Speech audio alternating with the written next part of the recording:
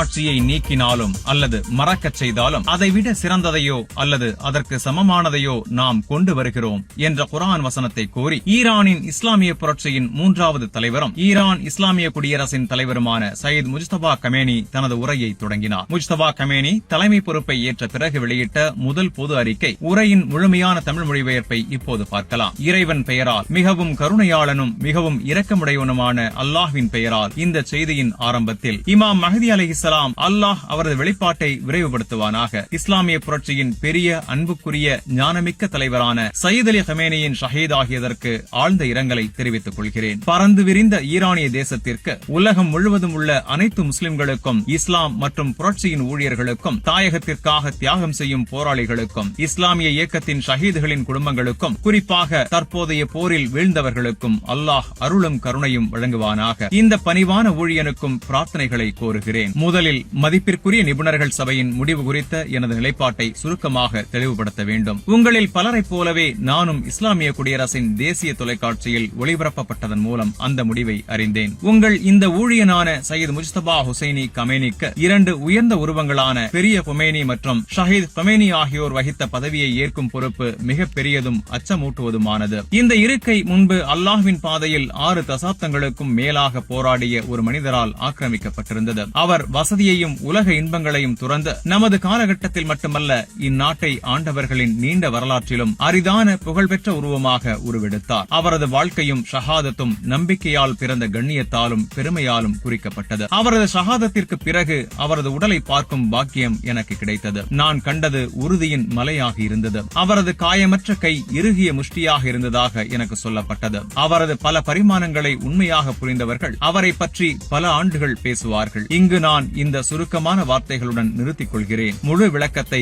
வேறொரு சமயத்திற்கு விட்டு வைக்கிறேன். இத்தகைய உருவத்திற்கு பிறகு தலைமை ஏற்பது என்பது மிகவும் கடினமானது என்பதற்காகவே அவரது இல்லாமையால் ஏற்பட்ட இடைவெளியை நிரப்புவது அல்லாஹ்வின் மீதான நம்பிக்கையாலும் ஈரானிய மக்களின் உறுதியான ஆதரவாலும் மட்டுமே சாத்தியம். ஒரு அத்தியாவசிய உண்மையை வலியுறுத்த வேண்டும். ஷஹீத் தலைவரின் மற்றும் அவரது பெரிய முன்னோடியின் வரையறுக்கும் சாதனைகளில் ஒன்று மக்களை தேசிய வாழ்வின் அனைத்து அரங்குகளிலும் கொண்டு வருவதாகும். அவர்கள் பொது விழிப்புணர்வை எழுப்பினர், பார்வையை வளர்த்தனர், தேசத்தின் வலிமையில் நம்பிக்கை வைத்தனர். இவ்வாறு அவர்கள் குடியரசு என்ற கருத்துக்கும் மக்களின் இறையாண்மைக்கும் உண்மையான பொருள் அளித்தனர். இந்த அணுகுமுறையின் விளைவுகள் தலைவர் இல்லாமலும் தளபதி இல்லாமலும் நாடு சில நாட்கள் இருந்த சமயத்தில் தெளிவாக தெரிந்தது. அந்த நாட்களில் ஈரானிய தேசத்தின் விழிப்புணர்வு, தைரியம், உறுதியான இருப்பு ஆகியவை எதிரியை ஆச்சரியப்படுத்தின, நண்பர்களிடம் பாராட்டை ஏற்படுத்தின. நீங்களே மக்களே இந்நாட்டின் வலிமையையும் அதிகாரத்தையும் பாதுகாத்தீர்கள். நான் ஆரம்பத்தில் குறிப்பிட்ட வசனம் ஒரு இறை அத்தாட்சி எடுக்கப்பட்டால் அல்லாஹ் அதற்கு சமமானதையோ சிறந்ததையோ கொண்டு வருவதை நினைவூட்டுகிறது. இந்த வசனத்தை அழைப்பதன் நோக்கம் இந்த ஊழியன் ஷஹீத் தலைவரின் அளவுக்கு நிற்கிறேன் என்று உரிமை கொண்டாடுவதல்ல, மாறாக ஈரானிய மக்களின் தீர்மானகரமான பங்கை வலியுறுத்துவதே. அந்த பெரிய அருள் நம்மிடமிருந்து எடுக்கப்பட்டிருந்தால் அதற்கு பதிலாக மற்றொரு அருள் வழங்கப்பட்டுள்ளது. ஈரானிய தேசத்தின் புதுப்பிக்கப்பட்ட இருப்பும் உறுதியும். இதை தெளிவாக அறிந்து கொள்ளுங்கள். மக்களின் வலிமை பொது அரங்கில் இல்லை என்றால் தலைமையோ அரசு நிறுவனங்களோ அவற்றின் உண்மையான பணி மக்களுக்கு சேவை செய்வதே சரியாக செயல்பட முடியாது. இந்த வலிமை செழிக்க பல கொள்கைகள் கடைபிடிக்கப்பட வேண்டும். முதலாவது அல்லாஹ்வை நினைவு கூர்வது, அவன் மீது நம்பிக்கை வைப்பது, நீதிமான்களின் புனிதமான பாரம்பரியத்திற்கு அர்ப்பணிப்பது ஆகியவை நமது போராட்டத்தின் அடித்தளமாக இருக்க வேண்டும். இவையே உறுதிக்கான ஆதாரங்கள், எதிரியின் மீது இறுதி வெற்றிக்கான திறவுகோல்கள். இரண்டாவது, ஈரானிய தேசத்தின் பல்வேறு பிரிவுகளிடையே ஒற்றுமை பாதுகாக்கப்பட வேண்டும். குறிப்பாக கஷ்ட காலங்களில் வேறுபாடுகள் நமது மக்களை பிணைக்கும் ஒற்றுமையை பலவீனப்படுத்த அனுமதிக்க கூடாது. மூன்றாவது, மக்கள் பொது அரங்கில் செயலூக்கமான அர்த்தமுள்ள இருப்பை தொடர வேண்டும். இப்போது போரின் இந்த நாட்கள் மற்றும் இரவுகளில் செய்தது போல இந்த இருப்பு பல வடிவங்களில் இருக்கலாம். சமூக, அரசியல், கலாச்சார, கல்வி, பாதுகாப்பு தொடர்பானவை கூட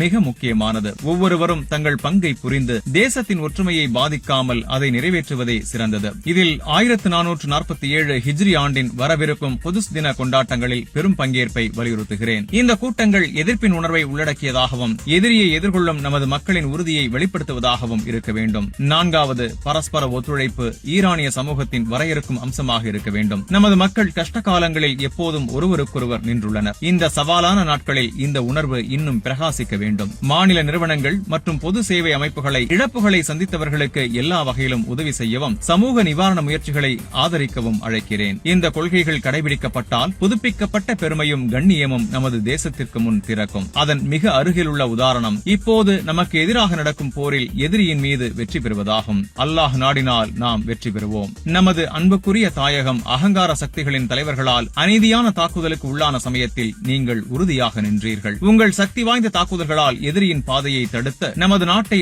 ஆள்வதற்கோ பிரிப்பதற்கோ அவர்களால் முடியும் என்ற மாயையை உடைத்தீர்கள். அன்பான சகோதர போராளிகளே, ஈரானிய மக்களின் விருப்பம் தெளிவு. தேசத்தின் பாதுகாப்பு பயனுள்ளதாகவும் தீர்மானகரமானதாகவும் தடுப்பு விளைவு கொண்டதாகவும் தொடர வேண்டும். ஹார்மூஸ் நீரிணை மூடுவதன் முக்கிய நன்மை தொடர்ந்து பயன்படுத்தப்பட வேண்டும். அதே சமயம் எதிரிக்கு அனுபவம் குறைவான மிகவும் பலவீனமான கூடுதல் முனைகளை திறப்பது குறித்த ஆய்வுகள் நடத்தப்பட்டுள்ளன. போர் தொடர்ந்தால், சூழ்நிலைகள் தேவைப்பட்டால் தேசத்தின் நலன்களுக்கு ஏற்ப இவை செயல்படுத்தப்படும். எதிர்ப்பு முனையின் போராளிகளுக்கும் உண்மையான நன்றியை தெரிவித்துக் கொள்கிறேன். எதிர்ப்பு முனையின் நாடுகளையும் இயக்கங்களையும் நமது மிக நெருங்கிய நண்பர்களாக கருதுகிறோம். எதிர்ப்பு காரணமே இஸ்லாமிய புரட்சியின் மதிப்புகளுடன் பிரிக்க முடியாதது. சந்தேகமின்றி இந்த முனையின் ஒத்துழைப்பும் ஒற்றுமையும் ஜியோனிஸ்ட் அச்சுறுத்தலை வெல்லும் பாதையை குறிக்கும். காசாவின் ஒடுக்கப்பட்ட மக்களின் பாதுகாப்பை ஏமன் தைரியமாக கைவிடவில்லை என்பதை பார்த்தோம். ஹிஸ்புல்லா மிகப்பெரிய தடைகள் இருந்தும் இஸ்லாமிய குடியரசுடன் நின்றது. ஈராக்கின் எதிர்ப்பு அதே பாதையை தைரியமாக பின்பற்றியது. இந்த கடினமான நாட்களில் பாதிக்கப்பட்டவர்களுக்கு, ஷஹீதுகளை இழந்தவர்கள், காயமடைந்தவர்கள்,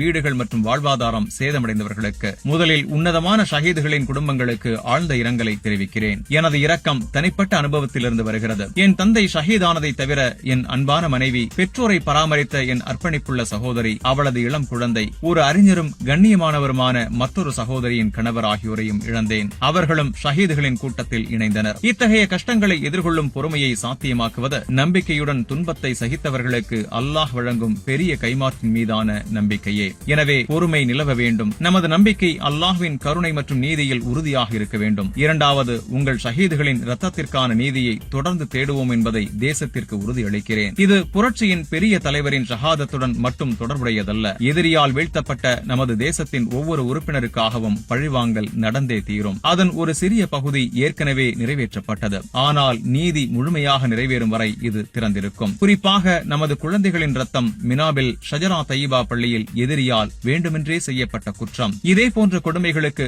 பதிலடி சிறப்பாக வழங்கப்படும். மூன்றாவது, தாக்குதல்களில் காயமடைந்தவர்கள் இலவசமாக சரியான மருத்துவ சிகிச்சை பெற வேண்டும். அவர்களுக்கு தகுந்த ஆதரவும் பலன்களும் வழங்கப்பட வேண்டும். நான்காவது, தற்போதைய நிலைமைகள் அனுமதிக்கும் அளவுக்கு குடிமக்களின் வீடுகள் மற்றும் சொத்துக்களுக்கு ஏற்பட்ட நிதி இழப்புகளுக்கு போதுமான நஷ்டஈடு வழங்க நடவடிக்கைகள் எடுக்கப்படும். இவை அதிகாரிகளுக்கு கட்டாய கடமைகள். அவர்கள் இவற்றை செயல்படுத்தி முன்னேற்றத்தை அறிவிக்க வேண்டும். இந்த குற்றங்களுக்கு எதிரியிடமிருந்து இழப்பீடு கோருவோம் என்பதும் தெளிவாக புரிய வேண்டும். அவர்கள் மறுத்தால் அவர்களின் சொத்துக்களிலிருந்து நாம் பொருத்தமானதை எடுப்போம். அது சாத்தியமில்லை என்றால் அவர்களின் வளங்களில் சமமான பகுதியை அழிப்போம். ஈரான் 15 நாடுகளுடன் நில அல்லது கடல் எல்லைகளை பகிர்ந்து கொள்கிறது. அனைவருடனும் ஆக்கப்பூர்வமான உறவுகளை நாடியுள்ளோம். ஆனால் ஆண்டுகளாக எதிரிகள் சில நாடுகளில் ராணுவ மற்றும் நிதி தளங்களை அமைத்து பிராந்தியத்தில் தங்கள் ஆதிக்கத்தை உறுதிப்படுத்தியுள்ளனர். சமீபத்திய ஈரானுக்கு எதிரான ஆக்கிரமிப்பின் போது சில தளங்கள் பயன்படுத்தப்பட்டன. முன்பு எச்சரித்தபடி நாங்கள் நாடுகளுக்கு எதிராக அல்ல, அந்த தளங்களை மட்டுமே இலக்காக கொண்டோம். இந்த தளங்கள் நமது தேசத்திற்கு எதிரான தாக்குதல்களுக்கு தொடர்ந்து பயன்படுத்தப்பட்டால் அவற்றை தொடர்ந்து இலக்காக்க வேண்டியிருக்கும். அதே சமயம் அண்டை நாடுகளுடன் நட்பு உறவுகளை பேணுவதில் உறுதியாக இருக்கிறோம். எனவே இந்நாடுகளை விரைவாக அந்த தளங்களை மூடுமாறு அறிவுறுத்துகிறேன். அமெரிக்கா வழங்கிய பாதுகாப்பு மற்றும் அமைதி உறுதிமொழிகள் வெறும் ஏமாற்று என்பது இப்போது தெளிவாகிவிட்டது. ஈரான் இஸ்லாமிய குடியரசு பிராந்தியத்தில் ஆதிக்கம் அல்லது காலனித்துவ செல்வாக்கை நாடவில்லை. மாறாக மரியாதையின் அடிப்படையில் அனைத்து அண்டை நாடுகளுடன் உண்மையான ஒத்துழைப்பு உறவுகளை உருவாக்க தயாராக உள்ளோம். இந்த ஆசீர்வதிக்கப்பட்ட நாட்களில் ஈரானிய தேசத்திற்கும் அனைத்து முஸ்லிம்களுக்கும் உலகம் முழுவதும் உள்ள ஒடுக்கப்பட்ட மக்களுக்கும் அல்லாஹ்வின் சிறப்பு அருளும் கருணையும் கிடைக்க வேண்டும் என பிரார்த்திக்கிறேன். இறுதியாக, இந்த புனித மாதத்தின் மீதமுள்ள கத்ர் இரவுகளிலும் பகல்களிலும் நமது தேசம் எதிரிகளின் மீது தீர்மானகரமான வெற்றி பெறவும் நமது மக்களுக்கு கண்ணியம், செழிப்பு, நல்வாழ்வு கிடைக்கவும் பிரார்த்தனை செய்யுமாறு கேட்டுக்கொள்கிறேன். நமது ஷஹீதுகள் மறுமையில் உயர்ந்த பதவிகளை அடையட்டும். உங்கள் அனைவருக்கும் சமாதானமும் இறை கருணையும் உண்டாகட்டும். வளர்ப்புற சேனலுக்கு லைக் பண்ணுங்க, ஷேர் பண்ணுங்க, சப்ஸ்கிரைப் பண்ணுங்க.